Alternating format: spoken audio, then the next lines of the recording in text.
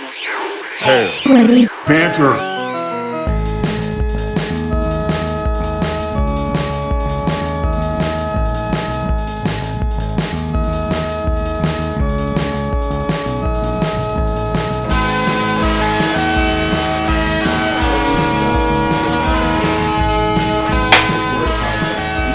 Up the sound. All right. It's all hot up in here, and we're hot up in here. Are we? Half Witty Banter Podcast, episode 13. My buddy Joel.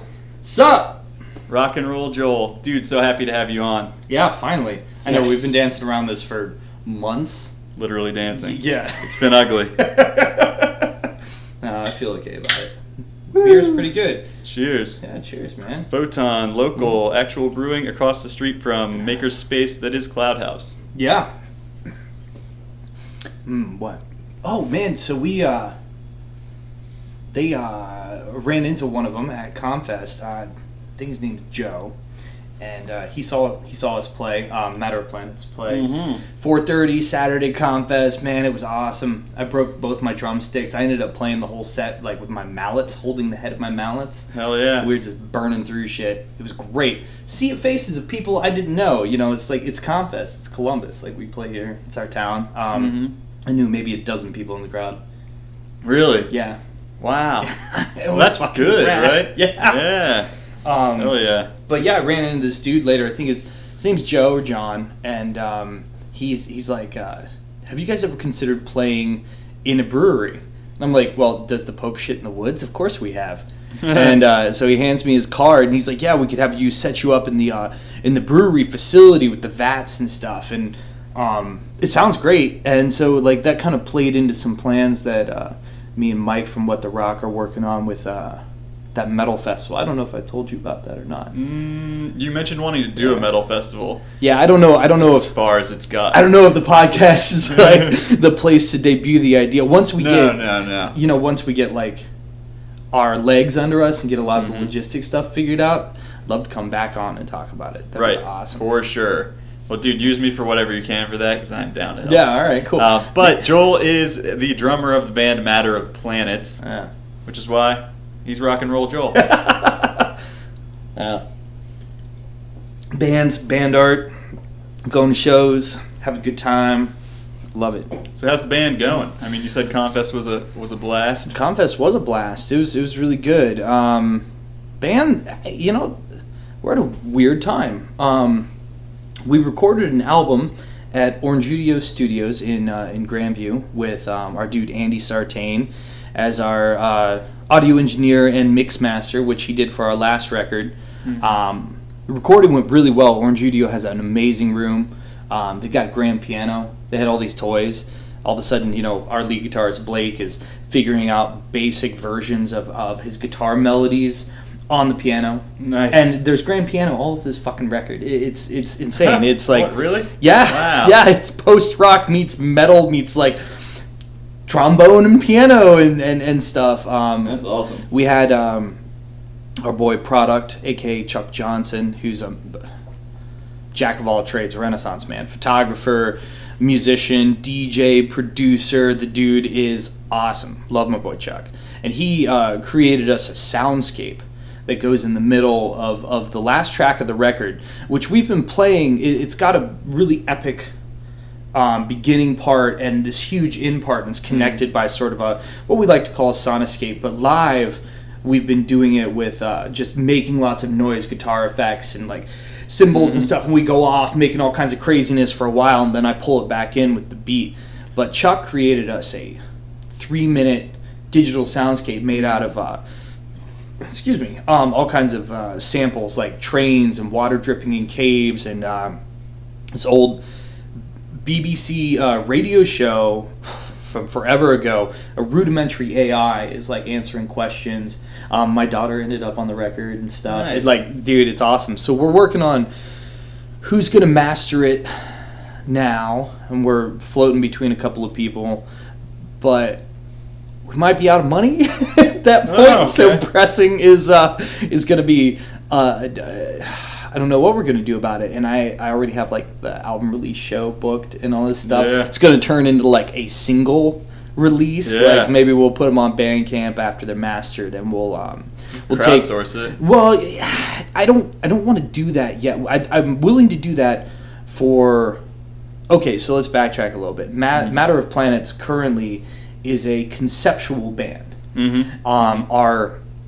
It's a narrative based story starring our protagonist Babraham Lincoln.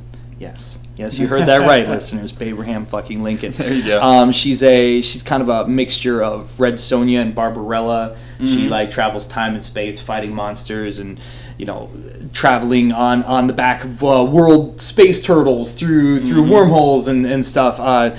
It's fun. It's all instrumental, so there's no vocals telling this story. So you might lose it if you're like listening to it. But we did album 1, which was kind of the first part of the story, and then album 2 takes you to a totally different place and through more of her understanding of her destiny and all this stuff and fighting more monsters and villains.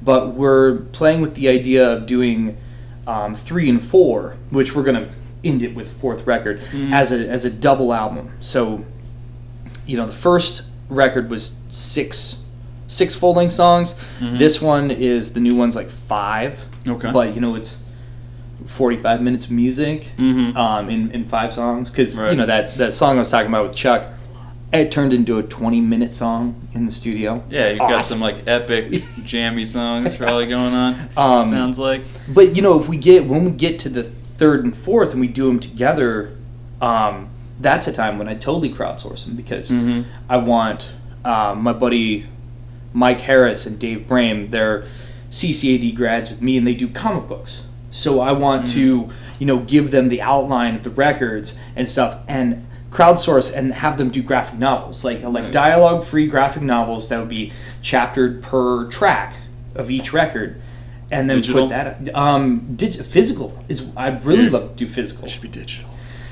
And then print them. Yes. But like you could, because then you could put the tracks on YouTube and have the images come up as with the music. You're That'd be absolutely really right, cool. but although you have to compose that then. And the most important thing I think would be to not make my friends do it for free, is to pay them for their time and their efforts to do these things. Absolutely. Artists don't like doing free work. No, it gets asked of us a lot. But that's the top complaint I see on Facebook. It cracks me up every time. Or rather than a complaint or about not getting paid, it's a complaint about other artists selling themselves for free, which undercuts the poster. Which is a good point. People ask for stuff for cheap price, and then people saying how ridiculous it is. Let me tell you, one of my pet peeves is seeing that stuff, and I'm a dick. Not like I'm not like upfront and an ass to the people. Sure. But sometimes I will say things to egg them on a little bit, a little passive aggressive stuff, because I'm an artist too. Right. And granted, I don't make my living doing it. Sort of. In a certain sense I do, but I don't do it like by contract or by piece, by commissions. And I can see how it could be frustrating, but dude, complaining about it like that, like as if everyone's supposed to know what a piece of art's worth, or that it's not just fun, and it's... Yeah, no, I understand where you're coming from. It's also, but there are, if you're coming out of a school, an art design school, they were, or should have been, teaching you about these things as you were getting closer to graduating. Right. There's all kinds of books at these. There are these places, these institutions that people have forgotten about. They start with an L and end with airy. Library. Yeah. Oh god, they're amazing. Dude, cities have them. Columbus has a great library. I have fines at 4. The suburbs have some great libraries, but all those resources are there too. But people aren't going to the libraries as much because they're using this other great invention called the internet. And those resources are also on the internet. There are forums, discussions. People write articles on this. How do you price what you do? What's fair? How do you break it down? How much time you put into it, the resources you've used. One of the things I do when I go into a project is I look at my potential client and I say, well, what kind of budget are you working with?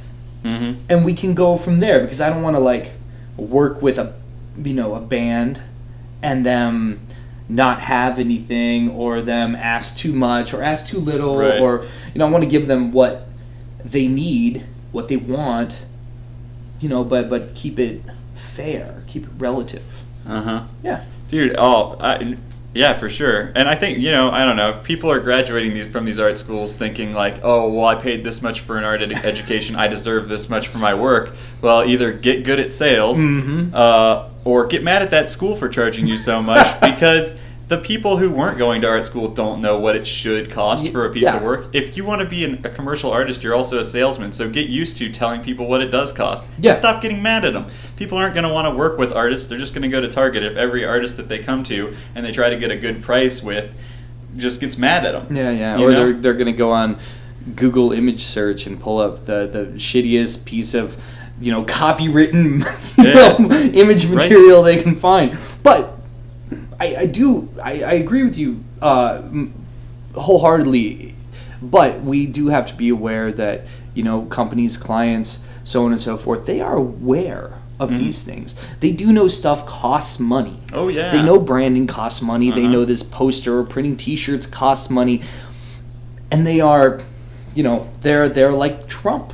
They're trying to be good business people, which means maximizing your profits and trying to rip everybody off as much as they possibly can. And I'm not saying that in all cases that they're in the right for asking to get it for cheap and saying they're not going to pay more than a certain amount. Yeah. But if they say that, then clearly you weren't meant to work with them. And you know what? Just like you have the right to get the most money as possible, they have the right to try to get it for the least. Sure. And why wouldn't you? Anybody would. Are you in a business? You're both in businesses. You're just both trying to screw each other over. If somebody comes up and's like, dude, seriously, like if somebody walks up and says, hey man, if I could get like a really nice cartoon, like a caricature of me and my wife, I'll pay you like $3,000. You're not going to be like, no. Even as a nice person. No, I only charge $30. Dude, even as a nice person, you might be like, oh, you know what? I can do it for way less. How's $600 sound? Yeah. Well, that's way more than a caricature costs. But you're going to do it. Why wouldn't you do it? You'd be stupid to not do it. Better be some Kindle Wiley shit, man. Yeah, because those people are going to go buy a bunch of ridiculous gold toilets and shit anyways. Yeah. So you might as well get that money. Oh, man. And then sometimes it bothers me. You worry about, like, with those people, like, where did their money come from? Like, who did they beg, borrow, rob, and steal from to get all that shit to buy gold-plated toilets and pay you $6,000 for a caricature, man? Hey, it's a weird world, dude. Yeah, it is. It is definitely a weird world. But in the end, it's you do what you can.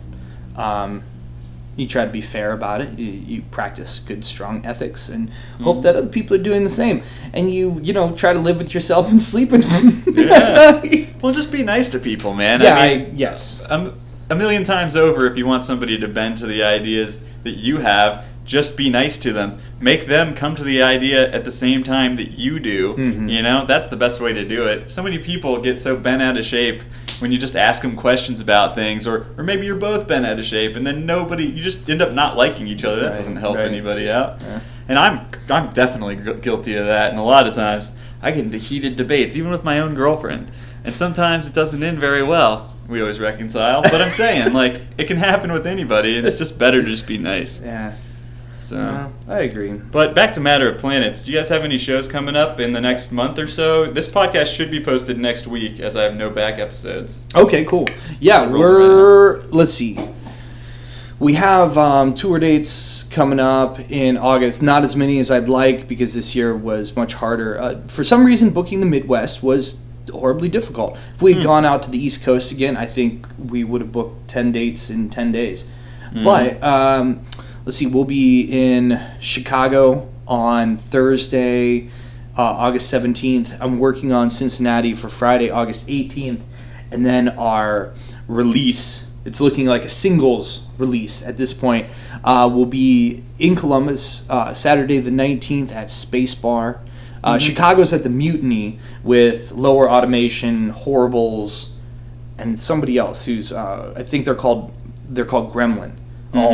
All caps, all consonants, no vowels in that name. Gremlin. Nice, I like that. The Columbus show will be with our boys Horse Burner from Morgantown, West Virginia. If you're out there and you are a fan of bands like Baroness, Cavern, things like that, you'll love Horse Burner. These boys bring it. They just dropped a video on Metal Sucks, I believe, and they just got picked up by a label that does some pretty good releases. Brujas del Sol, Columbus's own space psych rock, will be joining us as well. Nice. Oh shit! The weekend before we'll be in Akron at Hive Mind. I believe that's Like the 12th? 12th or 13th of August. We'll be there with Super Corruptor and Contra. I'm really looking forward to that. We were going to be playing Buffalo the Saturday before. Unfortunately, the venue we were going to play is it's a co-op art kind of free space called Dreamland. Buffalo came. The city came in. You should call it Dead Dreamland. The city came in and they shut them down due to permit issues that they had taken care of and stuff. I feel bad about that joke now. I didn't even know that. That was spot on though. It was, but they're working hard on getting that back up and running. So we'll be back out to Buffalo to see our friends soon. Sorry to hear that, Dreamland. I hope everybody helps you out and you guys get back on your feet. Yeah, they're looking to collaborate with another good spot in Buffalo called Sugar City on doing a collaborative show, a bunch of bands. I think there's some artists and stuff. It'll be really cool. If you're in the Buffalo area that weekend of I think it's August 12th and 13th. Well, no, that collab isn't that weekend. You should check out Sugar City's Facebook or website or whatever for that. That'll be really cool. Those people are fucking rad. They're really cool cats. They work really hard at making something cool happen. And they, these are like co-op non-profit spaces, man. These guys aren't making money off of, alcohol sales and things like that. They're really great. And then in the beginning of September, Space Bar in Columbus will be having its anniversary. It's either the third or the fourth anniversary. I can't quite remember, but Ben, the owner, asked us to play the anniversary show with. Let's see, Winter Makes Sailors from Columbus is on it, Friendly Foe from Columbus is on it, Go Go Buffalo from Cincinnati, and there's a bunch of bands. So it's over 2 days. I'm hoping that we'll play Saturday the 9th of September there. And then... Gonna have a fat poster for that, huh? Yeah, dude, it's gonna... Yeah. Yeah, he's doing it? Oh, I am. You are? Oh, hell yeah. I'm gonna make Ben let me do that, man. Yeah, Come on. Yeah. Hey, there should be multiple different drafts too. We'll screen print that and everything. Yeah. That'd be dope. And we are in talks with one of my favorite bands. Period. If you're into post rock, get into a band called The End of the Ocean. They are like a bit of a more aggressive younger brother to. Explosions in the sky, this will destroy you. These guys are so good. And I was introduced to their bass player last weekend because we played at Space Bar last weekend. He was there and we were talking. He's like, "What are you doing at the beginning of October?" And I was like, "We got nothing." He's like, "Maybe we'll do this thing." And I was like, "Ace of Cups?" He's like, "Yeah." And I'm like, "All right, call me." So, dude. Fingers crossed, audience. Yeah, that'd serious. Be sweet. Yeah, it'd be dope. Hell yeah. So they're killer. Check them out. The End of the Ocean. They're amazing band, amazing people. I will. And then and maybe we'll pop one of your tunes on the end of this podcast. One of your previous released numbers. Right on. You'll let me know. We could do that. That'd be sweet. We'll pick like the right one, and I'll send it to you. And what would you need for that? Would you need just like the MP3? general MP3 or the WAV file? Or? Either one. Right on. I can convert them and everything too. Cool. I got the skill. Yeah. So I've had to get them.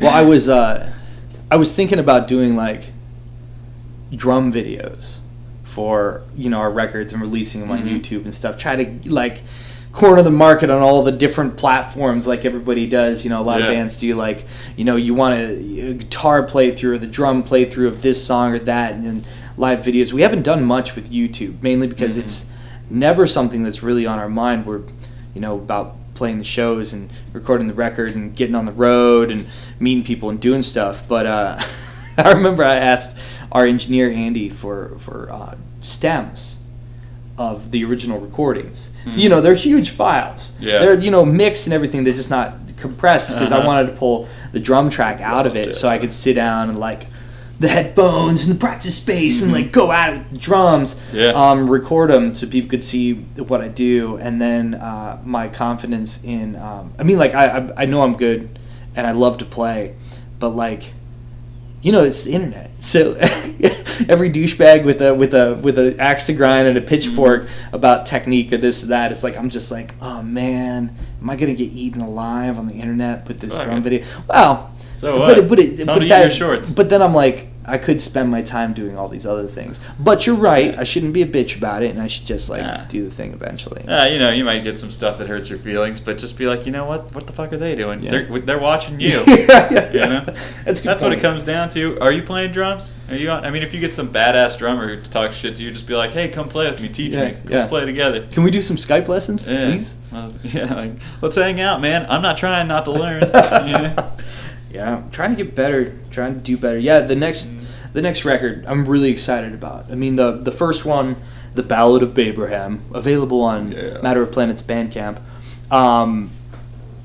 is it's good, but it was a lot of us learning how to be an instrumental band. We hadn't been for a long time at that point. We used to have a vocalist. There used to be a rapper in our band. It used to be a little bit more like a punk thing that turned into sort of a metal thing, and then Boys and Girls, heroin happened. Heroin is a motherfucker, and it's hard to prop people up for a while, and then they steal from you and they go to jail and all this shit, and then you say peace out. Yeah, don't do heroin. But if there are people in your life who are, and they're fucked up on it, and they're junkies and stuff, they still, I know it's hard, but they do need your love. Help them out. I mean, everybody who is in your life. Do what you can. You gotta help. Yeah. You know, your friends are your friends, man. You gotta keep them. You never know which ones are gonna stick around. That's true. That's fucking true. But you know, we moved past that, and then like we took a lot of those songs and repurposed them, and expanded them, condensed them in places and stuff, and then we got that record. And so like we've been working on this record, writing this record, for almost 2 years. Some of the songs, and then some of the songs like came like boom right at the end. It was sweet. Hell yeah. Yeah. I'm so fucking proud of it. Dude, well, get out there and listen to that album. It's on Bandcamp, everybody. You heard it here first. I'll put it right here on the screen. This is extra editing right here. Free promotion. Right there. See? It's going to be right down here. Right I've done that before and not done it, but I'm going to do it this time. I've also done it before. Well, let's not jump the gun yet. You know, we haven't. It hasn't been mastered and stuff. I don't know if it won't be ready by the time this episode airs. I'll put the link to the old album. Okay, cool. Yeah. And then once it's ready, maybe we'll go back retroactively and put the link. We won't have to. We'll do another podcast. Yeah. Oh, fuck yeah! What's up? That's a great plan. God, there's a reason. I knew there's a reason I liked you. Boom. Yeah, you know it. Promos. Yeah, man, if I had a radio show, like actually on the radio, if radio was still a thing, god damn, that'd be awesome. Yeah. I would just have people coming in all the time, like, all right, here we are, we're always here. Like, I'd never leave this room. Why do you think radio is not a thing anymore? Because every single radio station sells out, whether they're forced to or not, eventually, it seems. I mean, and they have to play for the masses. You had to make money. I mean, it's old. I mean, I hear radio commercials when I do listen to the radio saying how popular their station is and how it's like got more listens than podcasts. Well, people get in their car, turn it on. If they got an old car, they just got a radio. But odds are it's not what they want to be listening to, because you know now people can pick what they want the whole time. So that's. And there's you know that's like ponder this thing a lot. That's like a double-edged sword. The whole. Too many choices thing, almost like what was so cool about radio for a long time was, you know, like let's not use the term tastemakers, because that's bullshit that turned into like money grab stuff. You know, I found this I found this new artist who sounds like the artist that we found 3 years ago who sold all this stuff, and so you have these big periods of time where you're regurgitating the same material over and over again. But there was a time when, and it still happens, it's not totally gone, but there was a time when you would get curated, for lack of a better term, let's call them playlists. A DJ would have a show. Tom Butler on CD 1025 still does this. Mm-hmm. I think he, as much as I love the whole CD 1025 family, I can't listen to it all the time because they have a certain thing they play that's not always my thing. Oh, exactly. I can't either. I used to be part of that family. Right. I like all those guys too. I think they're great for the community at large. I like all the DJs that they let go and shouldn't have too. Yeah, I agree, but I think that I totally, for whatever reason, very much agree. That's all I'm saying. I like them. They're good people. But there's a lot of good people there. They have good music tastes, but they don't play that shit. But Tom will get like his show, the Independent Playground show, and like at night, and you will hear on CD 1025, you will hear Kylesa, and you will hear Neurosis, and you will hear like the wildest, weirdest, whacked out shit ever. And you guys have been on, haven't you? No, we've never been on Independent really? Playground. We've been on front stage, right? Yeah. Yeah, and I got to convince that man. I can't wait for this new stuff to get done because then I can go, Tom, here's the new shit. Play this. Don't play these 2 songs you've been playing of ours for like the last couple times we've been on because it's not like, God, Blake, my lead guitar player, will just fly into a tantrum about it sometimes. Don't get me wrong, he's right, and I love Blake, and he's not wrong, but Count Narsifar is not the band we are anymore and stuff. But I don't know. I love Tom and those guys, and they're great, and they're good for the community, and they work hard. I appreciate that. Yeah, it's great. I almost made the comment earlier that maybe it's hard to book shows in the Midwest because the only shows they're booking are the CD 1025 sound, which is that generic pop alt rock sound. It is pop now, Yeah. And it's like, there's clapping, there's a group of people cheering There's in the background. a sampled sound thing here with the keyboard going on. The guitar guy is doing this particular thing. Yeah. There are a couple of bands that I really do like though. I like Alt J a lot. I like Bare Hands. Bare Hands is a badass band, especially if you're a musician, and like they have a very palatable, accessible sound on the surface. But if you're a musician or a music aficionado or somebody who really loves just listening and like digging into a piece of music, those guys have so much going on, like just like cool little tricks and shit they pull out. And you go, whoa, did I just? No, that's not a song that's on the radio. Come on. I'm sure I've heard them before, but I'll have to look deeper into them because I could not tell you. They're interesting. Well, the Midwest difficulty booking this tour, it wasn't.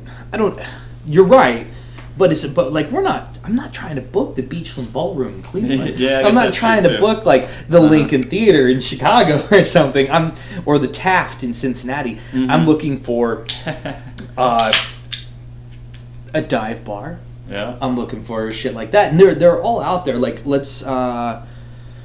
Mulligan's in Grand Rapids is a very well thought of venue. They were talking to me and stuff, and it was cool. The problem was I couldn't get bands to talk to me. Bands weren't like getting back emails, Facebook, or any of that stuff.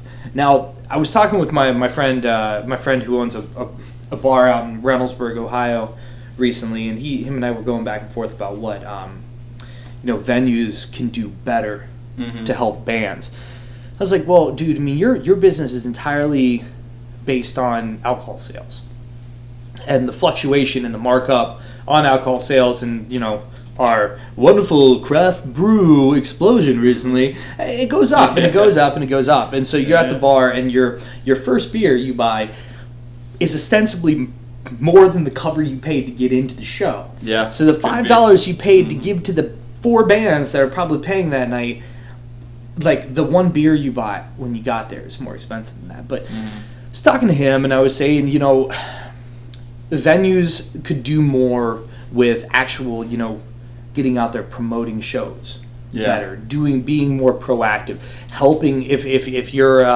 say you're a band starting up or you're an out of town band, you actually get there and you talk to a venue, and or through the internet or phone call or whatever, and the venue says, okay, well, we need you to find locals to play, and you're like, even with something like Facebook, finding local bands is still like you need you need references. You need people to tell you who to talk to, who are the bands around. And a venue, being a part of the local scene, has a better, finger on the pulse than you do, being 2 states away or whatever. They should do more in helping with those things. Yeah, absolutely. Dude, venues are all about just being like, hey, come on in and advertise yourselves. Yeah. Because we don't want to do any work. We have the place and the people and the stuff. We have the liquor license. And they have the PA and the stage. And you know what? They're right.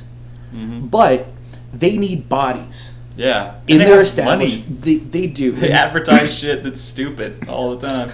Come to our karaoke night. Right? Why don't you just come see these rad bands that are playing tonight? Come on down. We got Kenny the Jetted here. So I don't know. It was more about that. It was more like excuse me. We burp on the mic, dude. That's a thing here. Oh really? Oh yeah. Oh okay. I'm not editing any of that out. In fact, I might sample it for later use. I use it to bleep stuff out in other people's podcasts. Really? Yeah. Oh, okay. There we go. It's a thing now. Just started it. You heard it here, listeners. My burp will be an editing tool. Now here's a crazy, maybe not crazy idea, might have already been done, but let me ask you this. What about something like this? What if you talk to a bunch of bands and you're like, hey, here's what we want to do. We want to do like a road trip where all we're going to tell people is that we're starting here and we're ending here. And we're going to have like X number of bands that are signed on from the beginning and will be at every show. Now, all the bands might not play every show, but they'll be there. So they could be on the bill. Most of the time they will be, but you might pick up some other bands on the way. So you have bands signed on, right? Mm-hmm. It's like 4 or 5 bands, right? And you're like, we're starting in Ohio, we're going to California or somewhere else. And you're saying we're going to road trip there, and if you buy tickets to these shows, they buy like one price, and they get to go to all the shows on the way. That would be cool. And that's an interesting idea. I mean, right. You're like, bands get together and they go on tour, mm-hmm.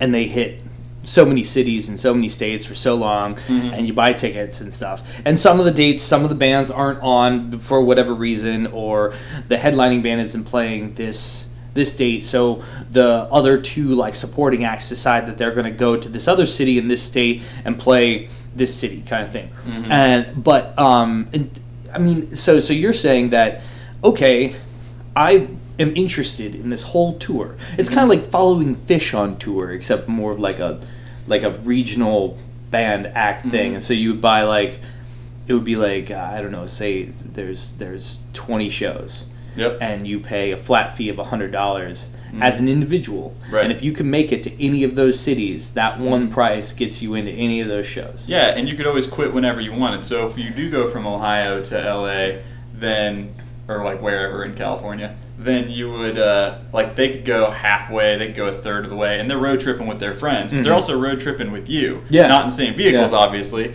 but you're going along the way. Just get this giant caravan of these vehicles driving across the country, trying to find like truck stops and campgrounds and things like that. It really could. I mean, and it probably in some senses would be. I mean, you'd have a bunch of college kids getting together, being like, "Hey, we're going to this. You guys are going to this too. Oh, sweet. Let's leave on the same day." And you're going, and then you could work other things into it, like scavenger hunt along the way. Yeah. You were at the last show. If you get picked, if you prove you're at the last show, then the next show, the stage is huge. You get to get up there and dance while the band's playing, like on stage.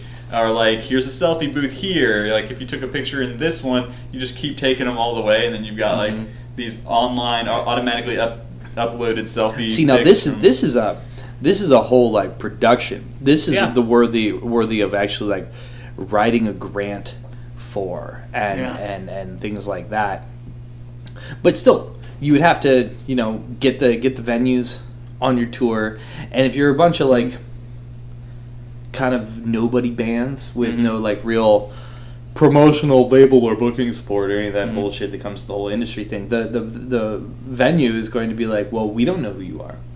But you already made the money. Nobody in Podunk wherever is going to know who you are, so they still might ask you to like find local bands to play your show. Well, that's the thing that you would though too. You could. I mean, you could be like, how about you guys tell us the local bands that want to play the show because we already sold the tickets. Yeah. And then you can have local people come too. Here's how many we expect to show up based on the number of tickets we sold. They're already sold. Like, fuck you guys. You don't want to do it? We'll go somewhere else. All we need is a place with power. Yeah. Because we sold the tickets.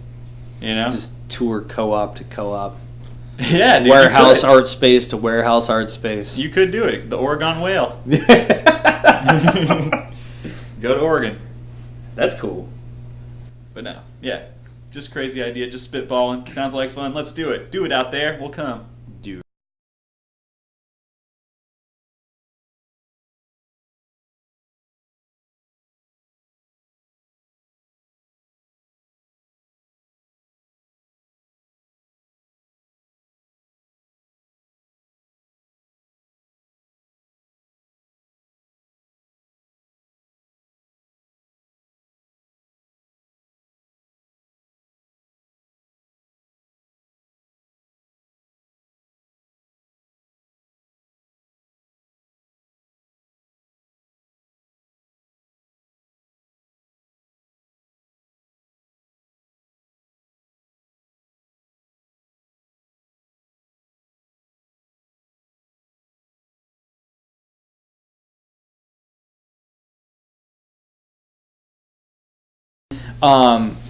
Dude was like, I was going straight.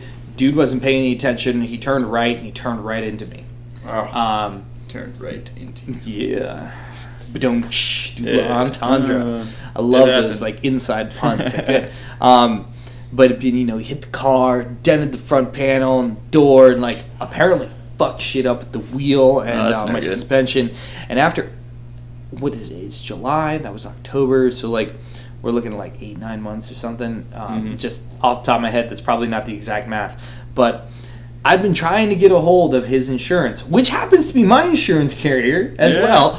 Although there became this sticking point because I was using the car with a option to buy, but it was somebody else's car, so that fucked everything up. But I finally got through the insurance again. I'm like, look, I need this shit fixed because we went to Savannah and stuff back in June. That's pretty there. Yeah, it was nice. It was hot and sweaty, and everybody drinks a lot. And we found some really cool spots, and I actually had a really good time.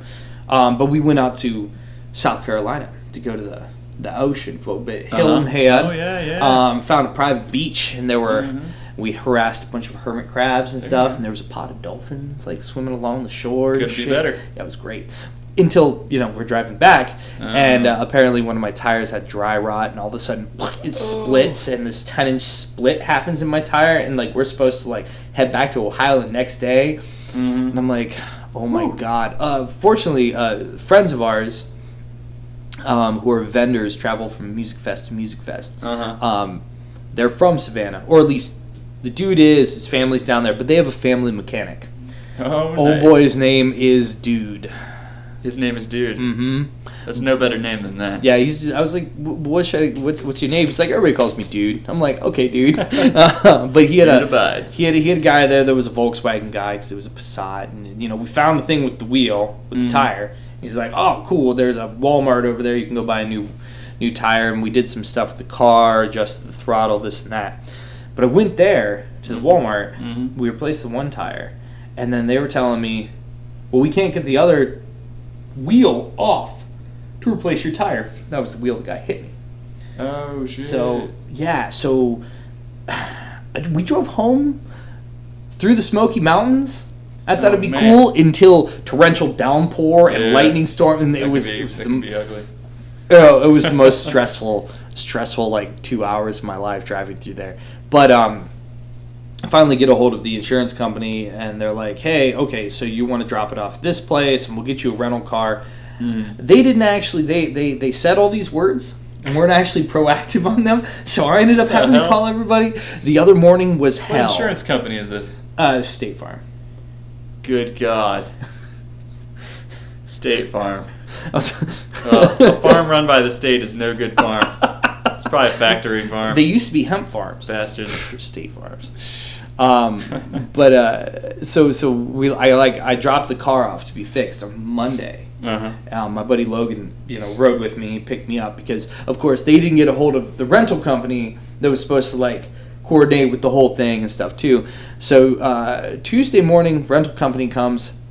and I'm not going to say their company name because this isn't really their fault. Mm-hmm. But they show up, they pick me up in the rental car that I am driving right now, and they take me back, and I'm supposed to do all this paperwork and stuff, and they find that since I'm, like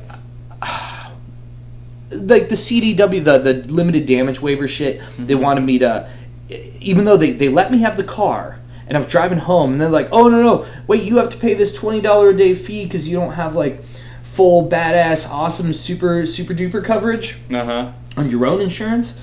And then I'm trying to make State Farm pay for it. And they're like, well, wait a second. You don't actually own the car. I'm like, no, wait a second. Why is this now becoming an issue? And they're like, well, our responsibility is to the owner of the car. So the car owner, who's my father, ended up having to come to the rental company with me and get the car. What? And, you know. That's crazy. But you have insurance. Yeah. It took from 10 in the morning until 2 in the afternoon to do this. Oh, this shit's all a scam. But you know what's awesome? Drives me nuts. This car is like new. Yeah. And I didn't have to do it. My phone links directly to Bluetooth. It does all this stuff. Oh, what is it? It's Toyota Camry or Corolla. Mm-hmm. And it drives really smooth. It idles really quietly. Mm-hmm. It goes really fast because it's the sport version. Nice. I put tape over the sport and traction control buttons so I don't press them. Yeah. Because I'm want to do those things. You don't see them, you won't push them. Yeah. What color is it? It's blue. Okay, good. Yeah. And if it was silver, I was gonna be pissed off. It's got those nice like white LED headlights. It's really comfortable. I mean, what's your ideal color of car? The blue is nice. Mm-hmm. But ideally, like if I was going to go for something that was kind of a sport-esque car, like let's say a Golf GTI. Yeah. If I ever got myself a Golf GTI that was manual, that I wanted to take up to like mid-Ohio every once in a while and put around track, have to be like a burnt orange. Okay. Like a light burnt orange I like color. that. Yeah, that's a newer car. I know, with like some maybe matte black stuff.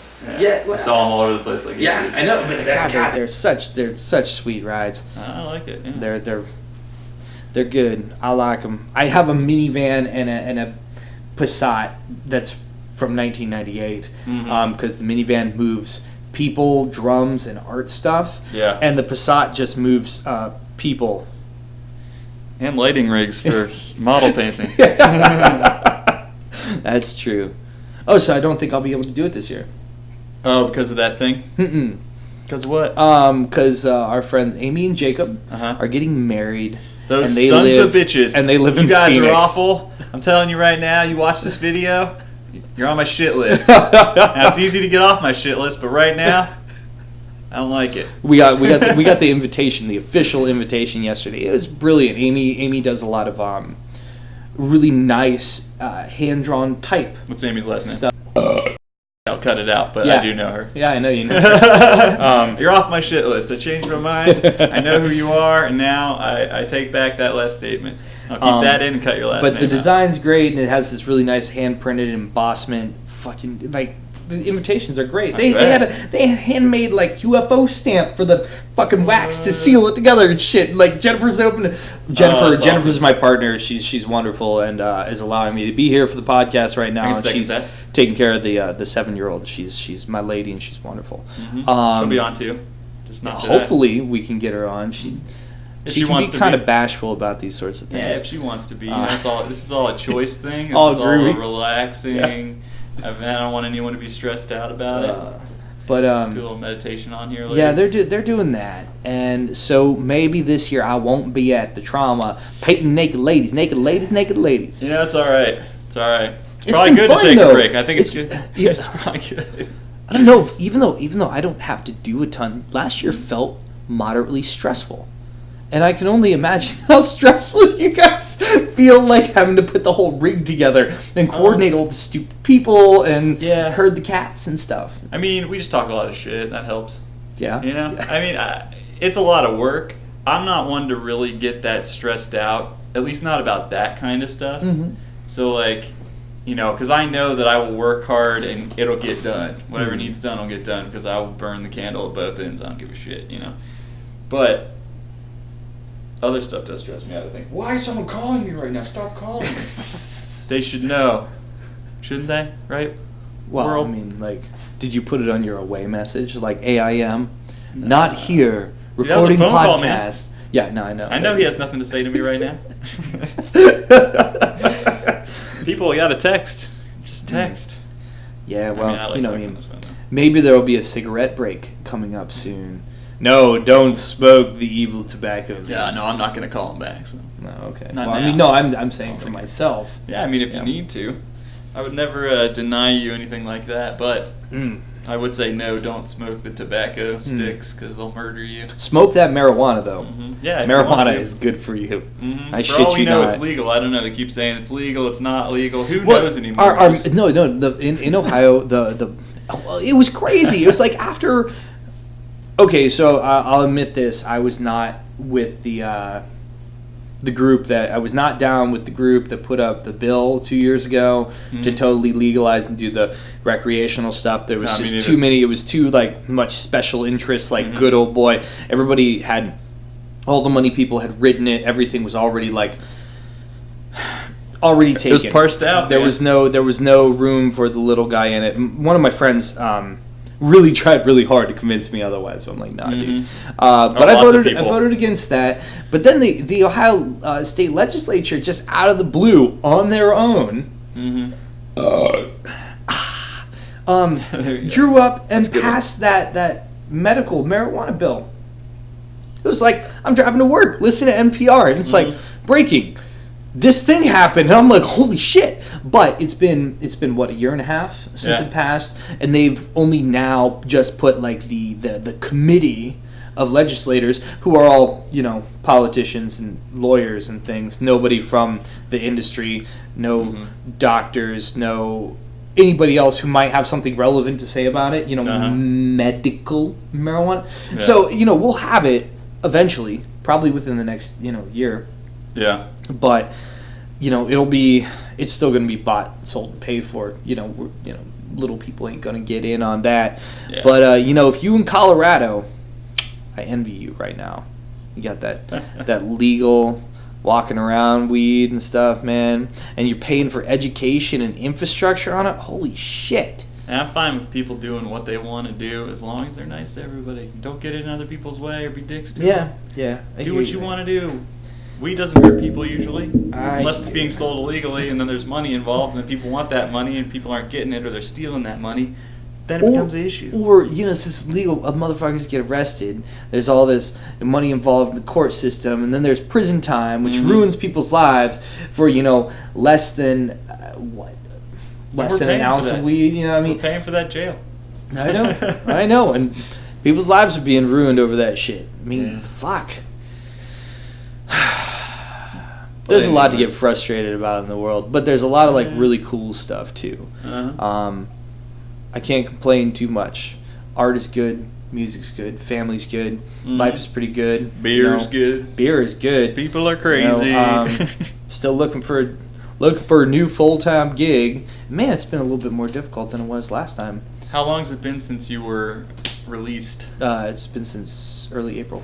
Early April, wow. Yeah. Oh yeah, so like right at my birthday. Actually, I vaguely recollect Yeah. that conversation. I mean, obviously it's my birthday, so I probably got kind of drunk. Right. Can't remember everything. Well, I mean, it was cool because we did all those music festivals with What the Rock. What the Rock is a Columbus-based rock and roll boutique. Really cool, like kitschy rock and roll tchotchkes. Let's use that word more often. I like tchotchkes. it. And they do all kinds of shit, but they starting in March through May, they call it like the world's loudest months or something like that. Or the world's loudest month. I don't know because it's so many weekends. But it starts in Jacksonville.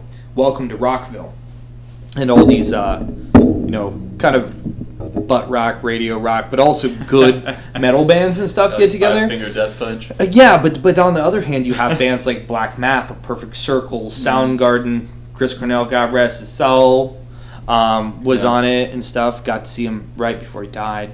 But I mean, Amon Amarth, Dillinger Escape Plan was on all of them. Dude, Frank Carter and the Rattlesnakes were killer. Every time I die, destroyed. I mean, laid fucking waste to everything. Keith Buckley, you the man. You the motherfucking man.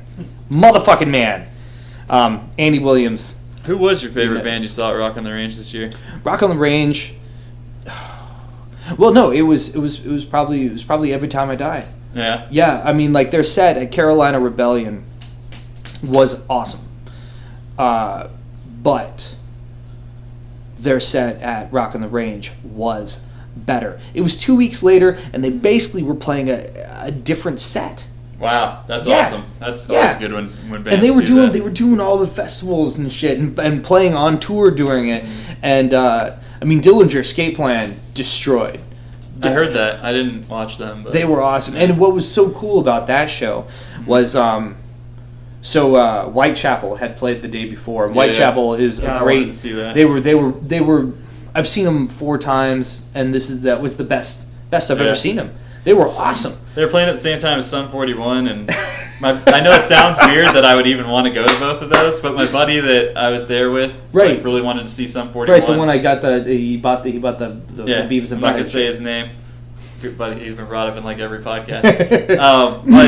But I listened to Sum 41 All Killer No Filler a ton in middle school. Mm-hmm. Like, I rocked that shit. I loved it. And they put on an amazing show. They really did. I was shocked at how good it was. Yeah. It was very good. A lot of the bands at Rock on the Range really did. What's his name? What's the singer's name? I don't know, man. Well, he several years ago he wasn't looking too hot. Yeah. And then I saw him those like 2-3 festivals in a row. He was looking good. He's got lots of energy. He doesn't look like he's bloated and he's about to die. He's sober now, I think. Yeah, I don't think he can drink anymore because he just partied a little too hard there. So fair warning, look out for that. But yeah, I wanted to see Whitechapel. We ended up seeing Sum 41 instead, but hey, a hell of a good show anyways. Yeah. So at least it wasn't like, oh, we chose the wrong thing. Fucking Whitechapel though, man. But some of those guys stayed around an extra day, and we went to see Dillinger, and I might go on a rant about people and their fucking phones at concerts in a minute, but I might try to. Maybe we'll do that next time. No, you can do that. But I'm looking at the side stages, sides of the stage, and they are full of people. They're full of band members from other bands, and maybe girlfriends or crew or whatever. Everybody wanted to see Dillinger because it was Dillinger. It is Dillinger's last hurrah. When this tour is done, they're done. If you get the chance to see Dillinger Escape Plan before this tour ends, which is soon, do that. Because one of the best bands on the face of the planet, inspiration to me throughout their entire history. But I'm looking over stage, it would be stage left, the side of the stage, and I'm like, hey, there's Andy Williams and his bodybuilding ass from Every Time I Die. And standing next to him was Stipe Miocic, who is the UFC light heavyweight champion of the world. Really? Yeah, him and Andy know each other because Stipe's from like the Cleveland area. I've heard the name, but I listen to Rogan all the time, so it's probably. And Every Time I Die is from Buffalo, so maybe they traveled in sort of the same like gym fighting, bodybuilding circles or whatever. But he flew from LA to Columbus to go to Rock on the Range, I believe, to see Every Time I Die. Nice. Then Andy drug him to the Dillinger set, and I was like, there's the UFC, light heavyweight champion of the world. This is fucking dope. That's awesome. Yeah, it was really cool. Everybody was there to just see him. Brief segue. Yeah. Conor McGregor fight. Are you one that wants to watch that? Oh yeah, I'd love to watch it. Okay. Well, I'd love to watch it. I'm corralling the masses. I definitely want to do it. Want to see the show? I'm a Conor McGregor fan. Oh, fuck dude. All y'all. You know what? I'm not. I don't really have a lot of weight in either camp. I mean, I have to say I'm not. As far as like people go, I'm not a Mayweather fan. But I'm also not. I'm not a Pacquiao fan either. So like when those guys came together, I was like, fuck this shit. Well, Mayweather has seemed like a real jerk in the past, as I think a lot of these guys are. Yeah, and McGregor included. But oh yeah, McGregor's an awesome shit talker, and I think a lot of that show. I I just want to watch it. Mm-hmm. I don't even care. Like, I don't necessarily care who wins. I'm interested. It would be cool if McGregor wins. It'll be pretty impressive. I think. But I think he's. I don't know if he doesn't put Floyd away within 5 rounds, he's toast. Because he's. UFC championship bouts go 5 rounds. 5 rounds of 5 minutes, I think.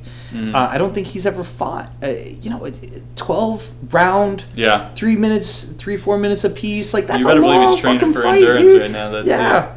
But if he doesn't put him away within the first 4 rounds, I think that Mayweather's going to win it. But I think Mayweather will probably win it since it's a straight boxing match. Yeah. But I think Conor's going to surprise everybody with his boxing, with the southpaw stance, with his patience, his quickness, his brains, the way he strikes from different angles, the power of that left hand.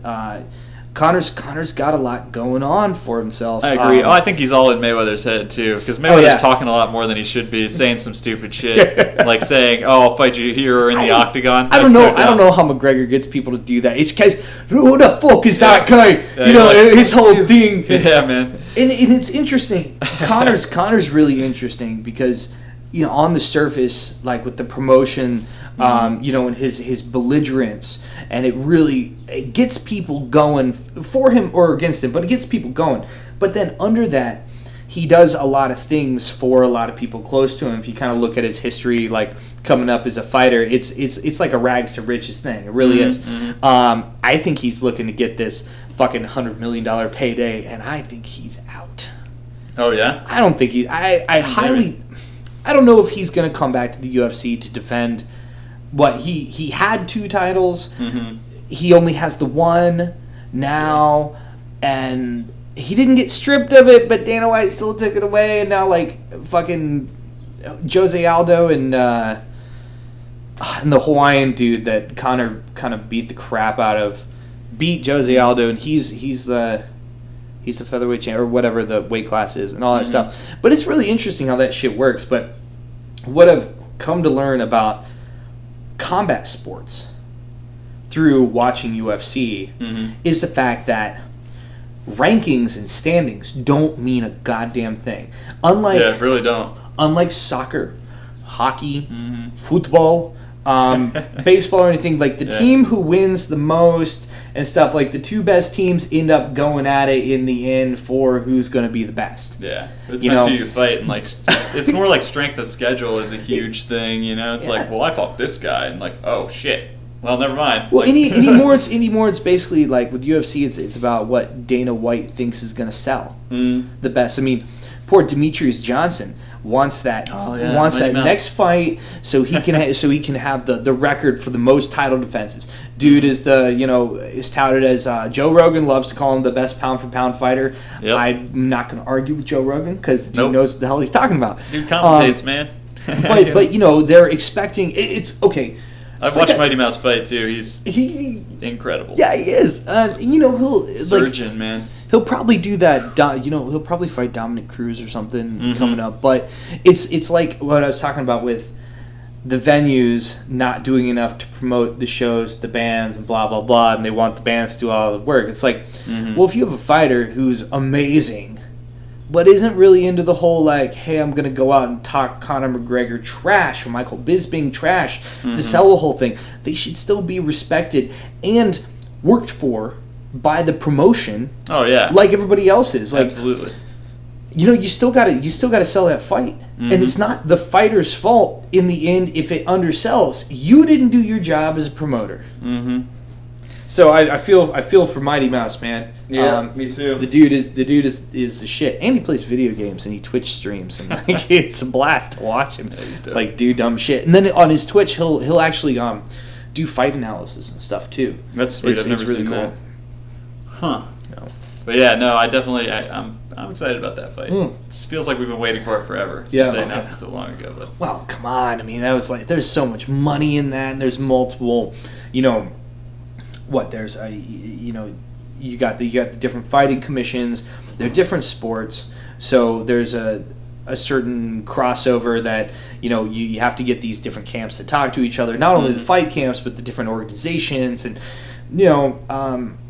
as much as Man, Dana White definitely had his work cut out for him, though. But yeah, no, I'd love to see it. I'd love to see it. I think it'd be a lot of fun. Yeah, I think Conor will surprise people. I don't think he's gonna win because Mayweather will just probably outweigh him. I think he's just gonna swim around and never get hit. But hey, if McGregor hits him, like you said in the first couple rounds there, if McGregor lands some hits, then it's a whole other story. It just depends if you can hit him or not. I was kind of hoping they would find a way to meet MMA halfway. Like that it would be like that maybe they would make it a not an MMA fight, but like they make it a kickboxing fight. Yeah. Or something McGregor like that. McGregor would just destroy. Yeah, I know, but it would make Mayweather have to learn something new too. Something new. Yeah. It would challenge him in ways that strictly a boxer is going to challenge Conor. I mean, Conor would definitely have the upper hand in that situation through and through. But Conor definitely has more to learn. But McGregor has youth and size, and those are two pretty huge things. Yeah. So I mean. Yeah, I don't know. I'm interested to see, Mayweather's 40, 42? Something like that. Yeah. But Mayweather, has he slowed down since his last fight? I mean, Pacquiao just lost his title. I mean, I guess there's a lot of controversy over the Australian former school teacher winning that. I'm like, controversy. When it comes down to a decision, there's always controversy. Yeah. You don't get a good knockout. Yeah, they're like, that was definitive. We know who won, it was crazy, and the other person should be ashamed. Like the Holly Holm fight with Ronda Rousey, oh my god, everybody talks so much shit. It's like, Ronda just lost a fight. That's good, because now we're excited to watch Ronda fight again. Right. And we're excited to watch Holly Holm fight. It's not just like, oh, anybody who fights Ronda. Dude, and then Holly got rocked. Yeah. That next fight, who did she fight? Was that Miesha Tate? Yes, I think so. Yeah. And Miesha Tate took her apart. And then Miesha Tate got wrecked by Amanda Nunes. I think retired her. Nunes, I think. Yeah, Nunes. Sorry, Lioness. I really didn't mean to offend. I think you're amazing. I would have liked to see you in the most recent fight with the Russian girl. What's her name? Shevchenko. I think is her name. I'm not gonna try to pronounce that. She's badass. Yeah, but they all are. But Nunes, definitely just took Ronda apart that last fight, which was, I don't know. Finally, competition showed up, and it kicked some serious ass. I love MMA though. It's so much more entertaining than boxing, and I love boxing, though. That's how I got into any kind of fight sports. Watching Friday night fights, Wednesday night fights, And I think, what was his name? Harold Lederer. Would announce for that. Was always seemed like he was just the drunkest guy ever. You just get drunk the whole day and then be like, I gotta go talk about this fight now. Dude. Well, I mean, I did like Muay Thai and stuff and things like that when I was younger, and have a great love for martial arts, boxing included, but particularly more Asian martial arts, and then to see those things really get their druthers outside of movies stuff. Yeah, people coming into the ring, and Brazilian Jiu-Jitsu is such a really awesome tactical mind game, and seeing people just bring these things together is really cool. Yeah, the way they put it together is awesome. Then going back and watching old Pride fights and K1 fights where there was just no rules. People just fucking each other up. Dude, it's only going to get better too. These fights, people are going to get stronger and weird, and they're going to start injecting them with stem cells in between rounds. And they'll come back in and they'll have wings. What the hell? This is insane. Well, you were talking about a cigarette break. Yeah. And although I don't condone it, I will allow it. Okay. You want? Yeah, that'd be good. Take a quick break.